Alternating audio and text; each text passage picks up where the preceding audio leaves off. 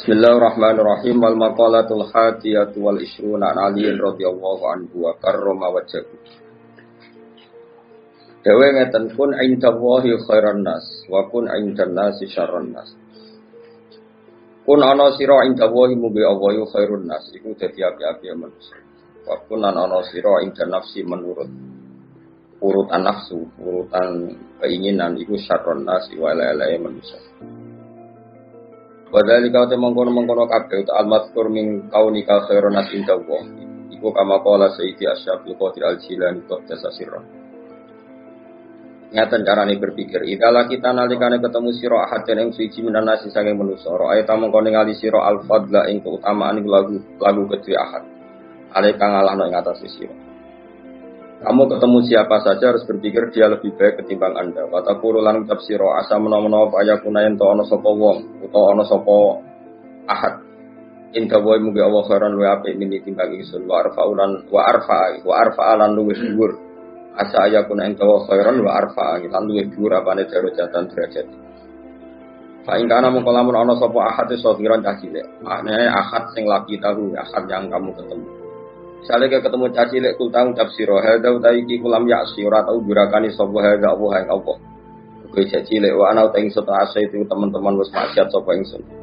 Fala syaka mongko wajib apa anaku sak temene sobi ku khairon le apik mini dibanding ingsun. Utawa fala syaka mongko ora ana keraguan ing wujud anaku sak temene sobi ku khairon le apik mini dibanding ingsun. Wa ing kana lamun ana sapa ahad kan sing laki tahu kabiran kutuwa. Kul tamu kang ucap sira ngene. Hadza utawi iki ukut abada teman-teman nyembah sapa hadza wa ing Allah qabli sedurunge ingsun. Nah, ketemu caci cilik ora tau maksiat, ketemu wong tuwa anggap ae ibadah luwih akeh.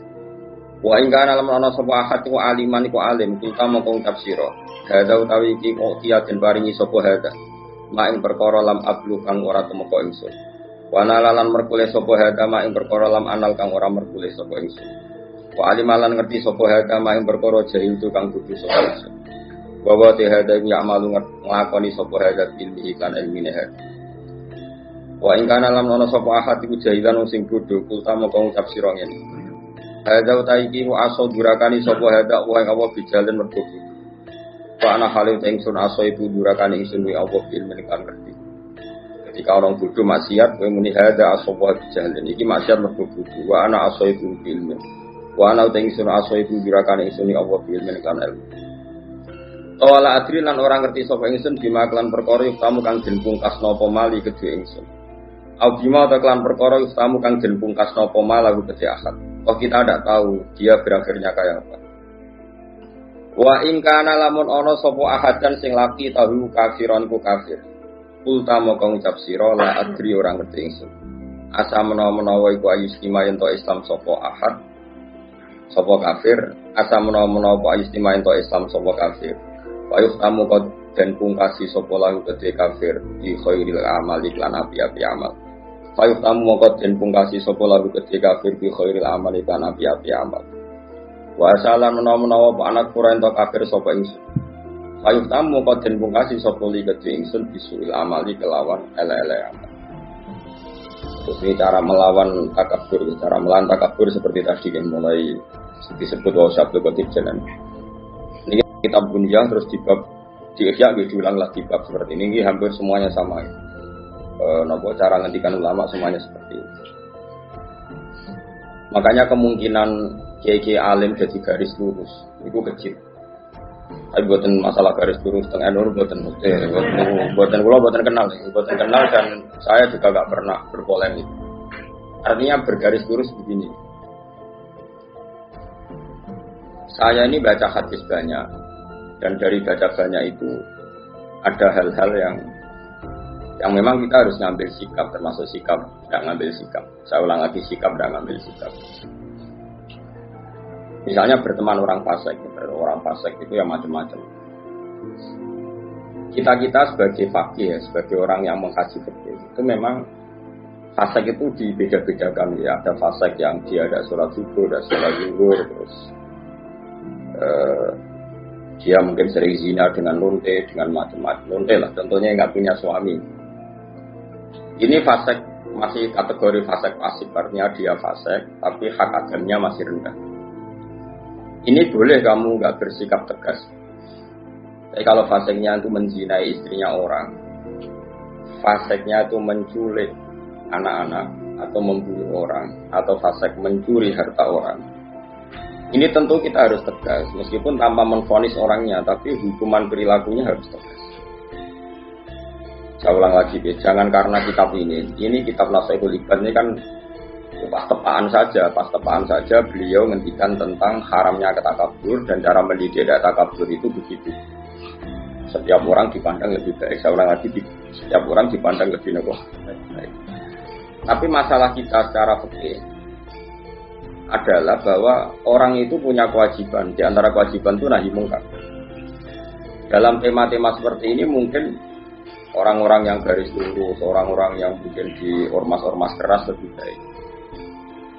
Caranya gimana? Tadi kita milah-milah sesuatu yang efeknya itu muta'adiyah, sesuatunya itu efeknya kemana-mana. Misalnya begini, ini rungokno tenang, awas nak salah rokok. Begini misalnya, Rasulullah itu pernah ngedikan gini, dosa paling besar itu apa? Nabi pertama jawab al-isyrak billah, syirik. 2, qatlun nafsi, membunuh. 3, antuzaniyat bihalilati jari, menzinai istri tetangga kamu atau umumnya istrinya orang lain. Sehingga dalam Islam tidak ada orang membunuh orang lain terus kemudian ditakwil. Jangan-jangan punya motif yang positif, tidak bisa, ini kriminal loh. Makanya jangan sembarangan kamu bilang misalnya kita harus berbaik-baik orang fasik, bisa saja nanti husnul khotimah. Fasik yang mana? Urusan husnul khotimah itu urusan Tuhan. Tapi kalau fasiknya ini dengan cara yang muta'adiyah, yang efeknya itu merugikan orang lain, kowe iso nyabari orang yang menculik anak kamu, yang menculik istri kamu. Tapi kamu bisa mensabari orang yang nggak pernah sholat subuh. Saya ulang lagi, kowe iso kan nyabari orang nggak sholat subuh, bisa kan? Tapi nak menculik istri kamu, anak kamu, nggak bisa. Syariat pun mengatakan nggak bisa. Orang membunuh orang lain ada kisos. Orang menzina setelah kawin ada rajam. Bahkan orang yang menculik, menggarong dan membunuh itu nggak boleh langsung dibunuh. Itu ada yang dicongkel matanya, yang disalib, macam-macam. Harus keras hukumannya dalam hukum Islam. Makanya nggak boleh ngaji satu kitab hanya karena satu kitab terus kita ngaji terus tawadhu, ambek wong sing mateni bojomu ya tawadhu. Ambek lu gendeng jenenge ora tawadhu ta kok. Jelas ayat ini, innama jazaa'ul ladzina yuharibuna Allaha wa rasulahu wa yas'auna fil ardi fasadan ayyuqtalu aw yusallabu, bukan sekedar dibunuh tapi apa? Disalib. Autuqatta aydihim wa arjuluhum min khilafin aw yunfau minal ard. Sebelum disalib tangan kanannya misalnya dipotong, tangan kirinya dipotong, atau selang-seling tangan kirinya dipotong, tangan kanannya dipotong. Autuqatta aydihim wa arjuluhum min khilafin, khilaf itu di apa? Diselang-seling. Itu hukumannya keras sekali. Itu juga misalnya maling yang melebihi 1000 dinar. Meskipun kita tidak bisa melakukan hukum itu karena kita di negara Pancasila, itu tidak masalah, kita tidak melakukan itu. Tapi kita tahu kadar emosinya Allah, kadar dukanya Allah, kadar dukanya Allah dan Rasul. Saya ulang lagi ya, saya pernah ngomong ini, matur ini di depan kiai-kiai kajian. Jadi begini, maksud saya kenapa saya cerita ini. Kemarin saya juga pas hari apa ya, tanggal Kamis itu kan tanggal 1 Muharram, berarti Rebu. Kemarin Rebu saya ada acara aswaja di Ayu dengan Gus Yofur, terus saya habis itu ngajar Mahat Ali di pondoknya Mbak Sahal. Saya ngomong begini, hukum itu kamu tidak harus bisa melakukan, karena untuk mengeksekusi qatil, misalnya pembunuh itu butuh hukum negara. Dalam konteks ini negara Islam, kamu nggak boleh misalnya sama pembunuh anak kamu langsung membalas apa? Membunuh tanpa hukum apa? Lewat hukum negara memang aturannya gitu. Semua sahabat dulu nggak pernah langsung membunuh pembunuh ayahnya, tapi matur Nabi dan lewat pengadilan, lewat keputusan negara. Begitu juga orang zina nggak langsung dibunuh, tapi lewat Nabi dan terserah Nabi memberi hukuman apa. Tapi hukum pokoknya boleh dirajam. Itu saja saya katakan boleh. Kenapa? Berkali-kali orang ngaku zina sama Nabi pokoknya nangipi tok, kok aku ngambung tok. Dan beberapa kali disarankan juga halal satarta. Mbok ya kamu tidak usah apa bilang, kamu tidak usah ngomong, jadi tidak langsung dirajam tapi sekian dikasih. Sehingga terus karena Nabi dulu menyarankan istitar, kalau sang aku akhirnya serang aku kakian nanti saya bukan, karena memang dulu prosesnya juga dipenging nopo Aku. Iki rasa dipenging wis ra ngaku kabeh. Makanya saya bilang rajam itu tidak wajib juga, hukumnya begitu. Tapi zaman Nabi pun banyak yang ketika lapor pernah zina sama Abu Bakar, sama Umar disarankan halal satar tahu bidelik mana nih, boyau kamu itu istighfar, tapi kemudian Anda tobat. Ini penting ya. Saya ulang lagi, ini penting sekali. Karena kalau kamu berdalih negara Indonesia itu tauhid, tidak ada rajam, tidak ada qadrus syariqah, tidak ada macam-macam. Pertanyaannya itu begini loh, setelah hukum rajam tidak ada, hukum qisas sama pembunuh tidak ada. Setidaknya kalau kamu tahu hukumnya qatilun nafsi itu qisas, kamu tahu tingkat murkanya Allah. Kalau kamu tahu tingkat murkanya Allah, misalnya di qisas nggak ada, kemudian negara modern dihukum seumur hidup, kamu harus setuju. Tapi dihukum seumur hidup ini kamu bukan setuju karena itu pengganti qisas. Saya ulang lagi, pengganti apa? Enggak, tapi kamu harus setuju. Piye pantasnya wong dolim itu dapat hukuman. Ya pantasnya wong dolim itu dapat. Tapi kamu tetap harus yakin kalau qisas lebih baik ketimbang hukum seumur hidup. Tapi jangan lalu kalau tidak qisas terus nggak usah sama sekali. Jangan, itu wong mutung. Napa? Wong napa? Mutung. Dalam kaidah fikih tidak boleh seperti itu. Jadi malah yutroku kullu, la yutroku kullu. Kalau tidak bisa ideal ya jangan sama sekali. Guling-gilingan. Nah orang yang berbuat zalim lahum fid dunya khizyun, di dunianya harus dapat kehina.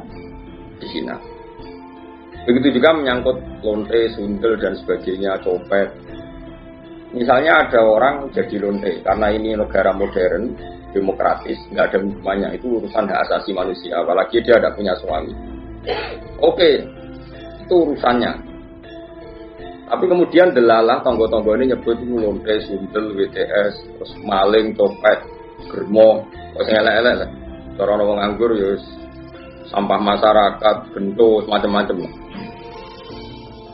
Itu meskipun kita yang kiai, saya ulang lagi, kita yang kiai kan bobo soleh tenan memang nak ngomong terukur.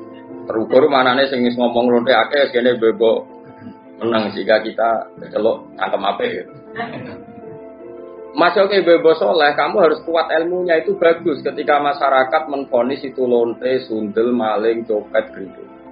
Karena ciri utama kesalahan adalah ngendikane Allah lahum fid dunya khizyun, di dunianya juga harus hina. Termasuk dengan penamaan-penamaan yang buruk. Meskipun orang tertentu karena dia kiai atau sufi gak perlu melok kecangkeman se-ekstrim itu. Tapi biarkan kalau Allah bikin hukum seperti itu. Karena ciri utama kesalahan adalah lahum fid dunya khizyun. Kalau salah itu dimaki.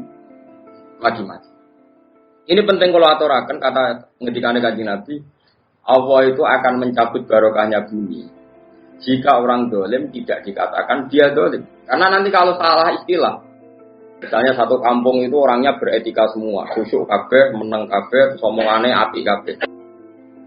Ono wong lonte jare boten derek-derek. Ono copet jare niku boten copet niku tiang kreatif sing gawe. Ono lonte jare, wah niku tiang laris. Wah yo repot nih. Jadi lonte laris dari niku tiang laris. Dari ora di kaya dhisik ana ide lonte dibasakno wanita harapan. Bukan yo dadi repot. Makanya saya pernah bersaksi betul, ini saya berhadapan-hadapan.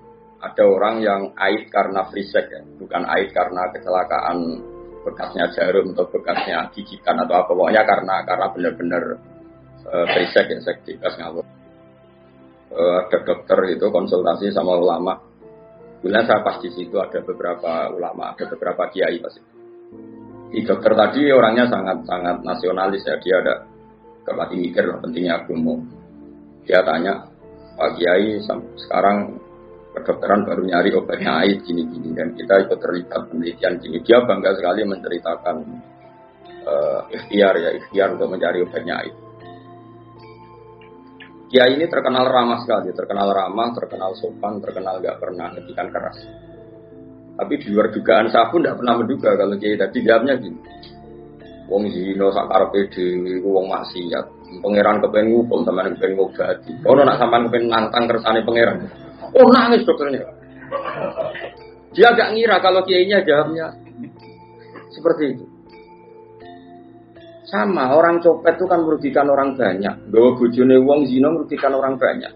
Kemudian masyarakat kita sudah menghukum dia sundel, dia copet, nak menotobat. Setidaknya ini nggak jadi karakter yang dimaklumi. Kalau perilaku ini dimaklumi kan malah repot kita. Anak kita zina tidak merasa salah, istri kita, saudara kita, karena merasa di situ nggak diperlakukan secara sinis. Barokahnya diperlakukan secara sinis kan lumayan, ada ketakutan. Paham ya? Paham ya? Nah seperti ini ya biarin Allah bikin hukum lahum fid dunya khizyun, di dunianya pasti ada unsur hina, entah kadarnya gimana itu terserah pengira. Misalnya kalau orang bodoh jadi imam, motornya surat sih lagi Fatihah, terus dikeluarkan dari masjid, orang bodoh jadi imam keben. Nak rata ono kejadian itu sok bodoh-bodoh pede, terus imami nyanyi Indonesia Raya kan yo repot. Jadi kita ini harus mikir juga. Mergo masyhur gitu. Ana wong saking bodhone iku mau belajar fikih, kok fikih kabeh ana khilaf. Bareng dene mondok Mekah, nek Mekah mau dolanan kok. Tiap takoki masailul fikih disebut fihi qaulani. Ini ada dua pendapat. Wong pertama ngirane alim kabeh. Wong kok kabeh roh iku ana khilaf. Terus harus sing mangkal takoki. Wah, hukumnya demenan fihi qaulani berarti Arab. Warman demenan kok fihi. Kalau tadi demenan dan rokok ngawur, demenan jadi hukumi fihi. Kalau berdua itu mau latihan ibu-ibu alim, alim tapi ibu-ibu. Paham ya? Sehingga dalam banyak hal misalnya riba, saya tidak mengatakan bunga atau riba. Riba itu dengan bunga itu kadang sama, kadang enggak. Pokoknya riba. Allah jelas ngendikan. Jika kamu tidak meninggalkan riba, maka fa'dzanu biharbin minallahi wa rasulih. Kamu harus beri pengumuman kalau orang yang riba itu sama dengan memusuhi Allah dan Rasul dan menantang perang. Jadi fa'dzanu biharbin minallahi wa rasulih. Harus jelas. Kita itu kalau suwon kayak ngerasani itu hukumnya haram. Tapi Allah ila yaumil kiamah apa gawe wong ngrasani itu banyak. Mergo nek gak ono ngrasani iku wong maksiat ku yo penak, ora ono pengadilan sosial. Ora ono pengadilan apa? Sosial. Tapi nek ono sing ngrasani kan ini jadi kontrol. Ya jadi napa? Nggih, misalnya ono hamil di luar nikah. Nah, ini produk gagal. Oh, kenapa rabi ke susu? Lah kena kan sudah akhirnya satu keluarga malu, terus mereka yang belum kena di komitmen jangan kena supaya tidak malu di depan masyarakat. Ini barokah sekali pengadilan-pengadilan seperti ini. Nah, untuk yang kiai, yang imam masjid, yang sekecelok khusyuk, tokoh masyarakat, mereka itu gelar tokoh rujukan. Ya kudu ibu-ibu cangkem ape. Ibu-ibu tetap pikir do tenanan.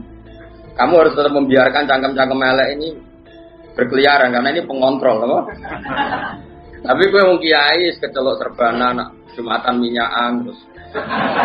Anjur apa antas melok cangkem elek. Sebebo khusyuk, sebebo anteng. Tapi kayak kudu dukung, no? Pergerakan cangkem napa? Elek. Jadi kita trik jadi kiai alim bang. Enggak ya kayak ibu-ibu, napa? Ibu-ibu kayak pulau. Pokoknya sementing, pokoknya kayak pulau nanti kudu anut.